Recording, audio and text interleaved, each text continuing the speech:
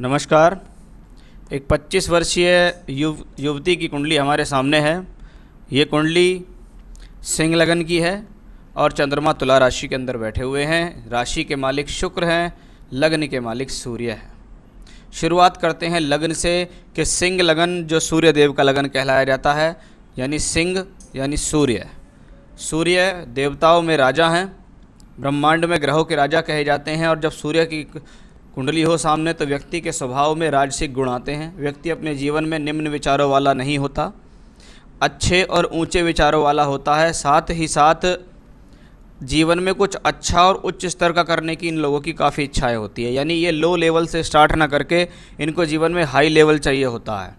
जब सिंह लगन की बात करते हैं तो राजा के जैसे गुण होते हैं। राजा दानी धार्मिक होता है, प्रजा का ख्याल रखने वाला होता है, स्वभाव में अहंकारी भी होता है और स्वाभिमानी भी होता है। कुछ आलसी किस्म के लोग भी ऐसे देखे गए हैं। लगन में मंगल ग्रह विराजमान है। ये देखने में ऐसा लगेगा लोगों को कि व्यक्ति के अंदर काफ़ी एटीट्यूड है, क्योंकि मंगल जैसा ग्रह जब कुंडली के लगन में बैठे तो आपको एनर्जी तो देता है, आपको जीवन में सभी प्रकार की परेशानियों से बचाता है। अगर आपके ऊपर कुछ बुरा करना चाहे कोई कुछ आपका अहित चाहे, कोई आपकी हानि करना चाहे तो वो कर नहीं पाएगा। मंगल ग्रह के कारण आपको इन सब चीज़ों से सेविंग्स मिलेगी, इन सब चीज़ों से आपको रक्षा मिलेगी। मंगल क्योंकि एनर्जी का प्लैनेट है तो व्यक्ति के अंदर एनर्जी देता है, स्वभाव में कुछ जिदपन और क्रोध भी दे देता है। मंगल जब लगन में हो, सिंह राशि में भले ही है, लेकिन मंगल का लगन में होना व्यक्ति के स्वभाव को कुछ मूडी और क्रोधी किस्म का बनाता है, जिसके कारण मैं कह सकता हूँ कि भाई हाँ, ये मंगली दोष वाली कुंडली है। क्योंकि शास्त्र में सिर्फ इतना ही लिखा हुआ है कि लगन में अगर मंगल हो तो मंगल दोष होता है। बाकी बहुत सारे लोगों ने इसकी नई नई परिभाषाएं निकाल के मंगल ऐसे कट जाएगा वैसे कट जाएगा, होता कुछ भी नहीं है। फाइनली असर यही आता है कि व्यक्ति के अपने स्वभाव पे कंट्रोल करना पड़ेगा। क्योंकि अगर लगन पे मंगल होगा तो व्यक्ति का मन करेगा कि मैं रूलिंग करूं, मैं दूसरे के ऊपर अधिकार जमाऊं। ऐसा उसके अंदर स्वभाव में देखा जाता है। मेहनती लोग होते हैं काफ़ी, अपने बल पर कुछ कर गुजरने की क्षमता इसके अंदर होती है। मंगल जब लगन में हो तो भूमि जमीन जायदाद वाहन सुख मिलता है व्यक्ति को, घर परिवार की तरफ से भी और स्वयं के अपने बल से भी वो एकत्रित कर सकते हैं। मंगल भाग्य स्थान का मालिक भी है और लगन में बैठा, इसका मतलब व्यक्ति को भाग्य साथ देगा, यानी मंगल की स्थिति अपने आप में बेहतर है। चौथे घर में बृहस्पति बैठे हुए हैं जिनको मंगल का असर प्राप्त है। बृहस्पति पंचमेश हैं जो आपकी एजुकेशन को अच्छा कर रहे हैं, आपकी एजुकेशन को तकनीकी बना रहे हैं। टेक्निकल एजुकेशन कराने में ये प्लेनेट पूर्ण रूप से सक्षम है। और बृहस्पति की ये स्थिति आपको एजुकेशन करा रही है, प्रोफेशनल क्वालिफिकेशन में एंट्री करा रही है, तो वो स्थिति भी यहाँ साफ तौर पर झलक रही है। लगन का मालिक जो है सूर्य है, एकादश भाव में है। लग्नेश का एकादश में जाना धन योग बनाता है। साथ में है उसके दो अच्छे ग्रह, एक तो शुक्र है और एक बुध है। सूर्य शुक्र बुध का बहुत सुंदर राजयोग और धनयोग इस कुंडली के अंदर मौजूद है। जब लगन का मालिक एकादश में हो, यानी लगन यानी बॉडी हमारी खुद की लाभ से जुड़ गई, जो साफ तौर पर दर्शा रही है ऐसे व्यक्ति जीवन में स्वयं के बल पर सोर्स ऑफ इनकम करते हैं। साथ में शुक्र दशमेश होकर बैठे हुए हैं, इसका मतलब है कर्म से व्यक्ति को जीवन में लाभ मिलेगा, छोटी मोटी यात्राएं भी करने को मिलेंगी। और बुध वहाँ पर बैठे हुए हैं जो वाणी स्थान और लाभ स्थान के मालिक हैं, यानी बोलचाल की भाषा से, अपनी भाषा बोलचाल से प्रभावित करते हुए आप लोगों को अपने जीवन में प्रभावित करेंगे और उससे अच्छा खासा लाभ भी प्राप्त करेंगे। तो सूर्य शुक्र और बुध का बना हुआ बहुत सुंदर ये राजयोग जीवन में आपको तरक्की देगा। एक बात आप मेरी अवश्य ध्यान रखें, कुंडली में कितने भी ग्रह राजयोग धनयोग में पड़े हुए हों, लेकिन जब तक उन ग्रहों की महादशा या अंतर्दशा नहीं आती आपको उसके रिजल्ट नहीं मिलेंगे। बात करते हैं चंद्र राहु के योग की। एक तो लगन के ऊपर कुछ ऐसा प्रभाव है कि सिंह लगन में मंगल है, व्यक्ति थोड़ा स्वभाव से मूडी हो जाता है। वहीं दूसरी तरफ चंद्रमा राहु के साथ हो तो इस स्वभाव से अडिगता देता है। व्यक्ति कभी भी किसी भी जिद को पकड़ के बैठ सकता है, नहीं मुझे तो यही चाहिए, मुझे तो यही करना है। दूसरों की बात ना सुनना भी ऐसे लोगों के साथ देखा जाता है। तो स्वभाव पे बहुत ज़्यादा कंट्रोल आपको अपने जीवन में करना होगा यदि जीवन में सभी प्रकार की सुख सुविधाएं चाहिए और जीवन सभी प्रकार से अच्छा चले, तो उसके लिए आपको इन चीज़ों के प्रति थोड़ा सा मेहनत करनी पड़ेगी। चंद्रमा की ये स्थिति द्वादशेश हो के तीसरे घर में हो तो व्यक्ति अपने शरीर का भी ख्याल रखता है, अपनी बॉडी का भी ख्याल रखता है। कि किस प्रकार से मुझे रहना ढहना है और किस प्रकार की स्थिति कर रही है जिससे मेरा शरीर स्वस्थ रहे। साथ ही साथ छोटी बड़ी यात्राएं भी चंद्रमा यहाँ कराने में सक्षम है। शनि इस कुंडली में छठे सातवें घर का मालिक होकर अष्टम भाव में बैठा है, यानी शनि की महादशा अंतर्दशा जीवन में कभी भी आएगी, आपको बीमारी देगी, हेल्थ इश्यूज़ देगी। साथ ही साथ अष्टम का शनि प्रोफेशनल लाइफ को बनाने में थोड़ा सा स्ट्रगल कराता है। कभी कभी व्यक्ति की एजुकेशन का रुक के चलना, थोड़ा ठहर जाना, स्ट्रीम चेंज हो जाना या कोई परेशानी एजुकेशन में आ जाना बीमारी के कारण भी, ऐसा भी बहुत हद तक देखा गया है। क्योंकि शनि यहाँ सप्तमेश होकर अष्टम में है और वक्री है, तो व्यक्ति के मन में एक इच्छा ये भी रहेगी कि अपनी शादी से संबंधित जो डिसीजन है वो खुद ले, यानी किसी और का इन्वॉल्वमेंट ना हो, और वो चाहता है जीवन में कि भी मैं जहाँ चाहूँ वहाँ विवाह करूँ। क्योंकि आपका ये शनि बैठा हुआ है कुंडली के अष्टम भाव में, नवांश कुंडली में। नवांश कुंडली ग्रहों का बल देखने के लिए देखी जाती है, साथ ही साथ वैवाहिक जीवन की स्थिति नवांश से ही देखी जाएगी। अब नवांश में शनि फिर से अष्टम भाव में आ गए हैं और सप्तम भाव में केतु बैठा हुआ है। और आपका एक सवाल भी है कि शादी कास्ट में होगी या इंटर कास्ट होगी, तो यहाँ बहुत ज़्यादा इंडिकेशंस बन चुके हैं इंटर कास्ट मैरिज के। यानी ऐसा व्यक्ति जीवन में स्वयं ये चाहेगा कि मैं इंटर कास्ट मैरिज करूं, और उसकी थोड़ी विचारधारा शादी को लेकर काफ़ी चेंज हो जाती है। वो चाहता है जिस तरीके से पाश्चात्य सभ्यता चलती हुई आ रही है, पश्चिमी देश के लोग यानी फॉरेनर जैसा सोचते हैं वैसा सोचना शुरू कर दो, और कुछ नहीं होता है। कभी कभी ऐसे लोग रूढ़िवादी हो जाते हैं, अपने धर्म के प्रति भी उनको थोड़ा सा प्रॉब्लम होनी शुरू हो जाती है।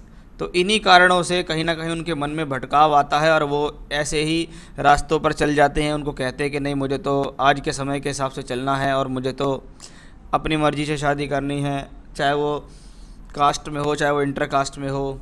लेकिन हाँ, यहाँ इस प्रकार के कॉम्बिनेशंस मौजूद हैं। चलिए बात करते हैं कुंडली के ग्रहों की। बात हो गई। नवांश में देखिए लगन में फिर से मंगल आया, चंद्रमा और शुक्र भी आया है, राहु केतु एक्सेस पे लगन आ गया है। थोड़ा बहुत हस्बैंड के साथ प्रॉब्लम्स देने का कॉम्बिनेशन है, लेकिन बृहस्पति और बुध जो लगनेश और सप्तमेश है वो एकादश में बैठे हुए हैं। इसका मतलब वैवाहिक जीवन को लेकर कोई बड़ी समस्या इस कुंडली के अंदर अभी तक नज़र नहीं आई है। बाकी जब भी विवाह करेंगे कुंडली मिलान का सहारा लेकर ही विवाह करें, तभी इनके जीवन में ठीक ठाक स्थिति रहने वाली है। क्योंकि इनकी हॉरोस्कोप में ये कॉम्बिनेशंस भी है कि ये अपनी मर्ज़ी से या कोई इंटरकास्ट मैरिज कर सकती हैं। तो यहाँ पर थोड़ा सा कुंडली मिलान से संबंधित जो सवाल है वो ठीक प्रकार से नहीं उतरता है। तो कोई बात नहीं है, लेकिन मैं कह सकता हूँ कि ये हॉरोस्कोप कोई मैरिड लाइफ वाइज कोई ख़राब कुंडली नहीं है। चलिए बात करते हैं दशाओं के आधार पर। देखिए दिसंबर 2026 के बाद शनि की महादशा आएगी इनके जीवन में। मैं डायरेक्ट शनि की महादशा पे इसलिए पहुंचा हूं कि शनि इस कुंडली में 8th हाउस में बैठा हुआ है, और यही शनि नवांश कुंडली में भी 8th हाउस में बैठा हुआ है। इसका मतलब है जब शनि की महादशा शुरू होगी तो शादी इनकी किसी से भी हो, लेकिन इनको इनके हस्बैंड के साथ रिलेशनशिप्स को लेकर प्रॉब्लम्स आएंगी। यानी वैवाहिक जीवन में प्रॉब्लम्स की कंडीशंस पैदा होने के बहुत ज़्यादा चांस शनि की महादशा में दिखाई दे रहे हैं। उस दौरान अगर ऐसी कोई तकलीफ़ हो तो आप संपर्क कर सकते हैं, उसके लिए हम कोई पूजा पाठ या रेमेडी बताएंगे, क्योंकि अभी तो 2020 ही चल रहा है। चलिए, आपने पूछा सबसे पहला सवाल, मैरिज कब तक होगी। दशा चल रही है बृहस्पति की। बृहस्पति कुंडली में पंचमेश होकर चौथे घर में वक्री हैं, मंगल की राशि में मंगल से प्रभावित हैं। ये एक तकनीकी शिक्षा की तरफ इशारा कर रहा है। साथ ही साथ बृहस्पति नवांश कुंडली में एकादश भाव में बुध के साथ बैठा हुआ है, यानी ये स्थिति भी किसी न किसी प्रकार से लाभ को जोड़ती है। आपके द्वारा की गई एजुकेशन आपके काम आएगी। दशमांश में फिर से इसी तरफ इशारा मिला कि बृहस्पति यहाँ फिर से मंगल शनि के साथ, यानी मंगल की राशि में मंगल से दृष्ट शनि के साथ, और शनि यहाँ कर्मेश हैं, यानी कोई ना कोई प्रोफेशनल क्वालिफ़िकेशन तो बच्चे ने की है, जिसका इस्तेमाल वो अपने जीवन में एज ए प्रोफेशन या अपने जीवन में उसका उपयोग करते हुए धन का अर्जन करेगा। शुक्र में, बृहस्पति में शुक्र की दशा इस बच्चे को शुरू हुई। शुक्र इस कुंडली के अंदर लाभेश हैं, लाभ भाव में बैठे हुए हैं कर्मेश होके, यानी ये समय वो मैं कह सकता हूँ कि अगर व्यक्ति चाहे तो अपने बल पर सोर्स ऑफ इनकम बना सकता है, किसी भी प्रकार से सोर्स ऑफ इनकम वो बना सकता है। किसी को एजुकेशन दे के, कहीं टीचिंग करके, या अपने फील्ड में जहाँ उसने पढ़ाई करी है उसका इस्तेमाल करके, क्योंकि बृहस्पति में शुक्र ने ये प्रॉमिस यहाँ रखा है कि हाँ, इस समय व्यक्ति को अवश्य किसी न किसी कार्य में रत होना चाहिए। बृहस्पति में सूर्य की दशा 25 जून 21 से 13 अप्रैल 22 तक चलेगी। सूर्य लग्नेश हैं, एकादश में बैठे हैं, यानी सूर्य भी ये दिखा रहा है फिर से सोर्स ऑफ इनकम के कंडीशंस, और सूर्य नवांश में 5th हाउस में आया। यहाँ भी सूर्य ये बैठ के पंचम भाव को देखता है, यहाँ सूर्य पंचम में ही बैठा और बृहस्पति बुध से देख रहे हैं, यानी जून 21 से अप्रैल 22 के बीच बहुत ज़्यादा संभावना होंगी शादी की, यानी बृहस्पति में सूर्य में शादी होगी। एक बात। दूसरा, पंचम से कनेक्शन आता है तो शादी कहीं ना कहीं अपनी मर्जी से होने के भी बहुत ज़्यादा संकेत दिखते हैं, जिसके बारे में मैंने पिछले समय में भी अभी आपको चर्चा की है। तो क्योंकि प्लैनेट जब 5th हाउस में होता है तो पंचम भाव एजुकेशन का है, तो पंचम भाव रोमांस का भी है, यानी शिक्षा के दौरान कोई लड़का मिल जाए, उसके साथ कोई प्रेम संबंध या उसके साथ कोई एक तरीके की रिलेशनशिप्स या फ्रेंडशिप हो जाना, ऐसा इस कुंडली के अंदर कंडीशन दिखाई दे रही है। तो बृहस्पति में सूर्य से जून 21 से लेकर 2 साल का समय इनके जीवन में ऐसा आएगा जिसमें इनके विवाह के बहुत ज़्यादा योग बनते दिखाई दे रहे हैं। कुंडली में अभी तक ये बहुत दिखाई दिया कि हाँ, ये व्यक्ति अगर जीवन में चाहे तो अपने बल पर कुछ अच्छा कर सकता है, नौकरी कर सकता है, पैसे कमा सकता है, लेकिन सरकारी नौकरी से संबंधित कोई मजबूत और ठोस योग इस कुंडली में अभी तक दिखाई नहीं दिए। तो प्राइवेट नौकरी मुझे ज़्यादा अच्छी दिखाई दे रही है, उसमें प्रगति भी अच्छी खासी दिखाई दे रही है, यानी ये व्यक्ति जीवन में प्राइवेट क्षेत्र में काम करते हुए जीवन में अच्छी तरक्की प्राप्त करेगा। तो शादी कब तक होगी, caste, intercaste service, government, private, किस क्षेत्र में लगेगी, ये मैंने आपको इस तरीके के जवाब दिए हैं जिसके यहाँ पता लगता है कि भाई ये हॉरोस्कोप एजुकेशनली भी ठीक ठाक लग रही है, प्रोफेशनली भी ठीक ठाक लग रही है, करियर के वाइज से भी ठीक ठाक लग रही है। बस एक डिसीजन जो शादी से संबंधित है वही थोड़ा सा एक लगता है, जो कि आज के समय में देश काल पात्र के हिसाब से कुछ लोग इसको सही भी ठहरा रहे हैं। बाकी आपके घर का मैटर है ये कि आप क्या करते हैं, क्या डिसीजन लेते हैं, कि आपका बच्चा किस हद तक आपके बारे में सोचता है और क्या करता है, वो स्थिति है। क्योंकि हॉरोस्कोप में तो कॉम्बिनेशंस बन गए हैं काफ़ी हद तक कि भाई ऐसे ही डिसीजंस व्यक्ति अपने जीवन में लेने की पूर्ण इच्छा रखता है और आने वाले समय में लेने की इच्छा रखेगा भी। तो इस चीज़ का आपको ख़ास ख्याल रखना होगा। आपके द्वारा पूछे गए सवालों के जवाब मैंने आपको यहाँ दिए हैं। अब कुछ उपायों के बारे में मैं बात कर लेता हूँ। बृहस्पति को स्ट्रॉन्ग कर लीजिए, थोड़ा सद्बुद्धि बढ़ जाएगी। सद्बुद्धि बढ़ेगी तो जीवन में ठीक प्रकार के डिसीजंस आप ले पाएंगे।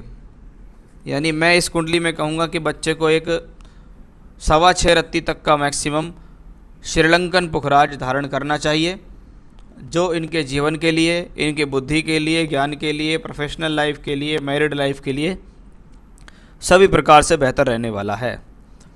साथ ही साथ सिर्फ़ और सिर्फ हनुमान जी की पूजा करने की सलाह इस कुंडली में मैं आपको दूंगा कि आप सुबह और शाम दोनों टाइम बजरंग बाण का पाठ करेंगी। सुबह और शाम बजरंग बाण का पाठ करें और हो सके तो मंगलवार के दिन हनुमान जी के दर्शन करने मंदिर में जाएं, प्रसाद चढ़ाएं। बस इतना ही उपाय इनको यहाँ करना है। बाकी इनको अपनी प्रोफेशनल लाइफ में ध्यान देना है। सरकारी के इतने योग नहीं बनते, लेकिन सरकारी से भी अच्छे मान सम्मान के योग आपकी कुंडली में बनते हैं, इसलिए आपको प्राइवेट सेक्टर में अच्छी तरीके से प्रयास करना चाहिए। तो ये था आपका हॉरोस्कोप, आपके सवालों के जवाब। कुंडली में कैसे योग अच्छे हैं बुरे हैं उन सब के बारे में हमने यहाँ बात की है। नमस्कार।